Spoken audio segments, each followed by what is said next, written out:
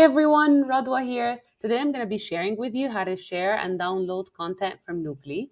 First of all, from the top menu over here, just make sure you're in your reading nook. This is your custom library where all of the stories that you've previously created are going to be. Now, just navigate down to your story library and select the story you want to share. So let's assume you want to share the story about Marcus controlling their eating habits.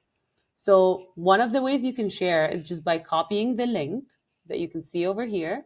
And then this link can be shared through email, through text, whichever way you want.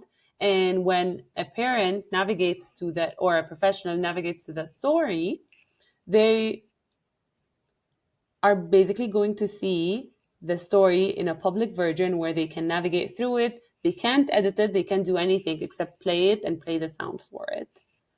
Now, let's assume we don't want to share through sharing a link, but instead we actually want to download the story. If you see the download icon over here, once you click on that download icon, it's going to, in the background, create a PDF of your story that is really helpful during those no Wi-Fi moments. And then this can be downloaded to your device and you can enjoy it whenever you want. You can print it if you want, etc. So this is a wrap for today's tutorial. If you have any further questions, please look at our other tutorials and let us know if there's any other way we can help you. Thank you very much.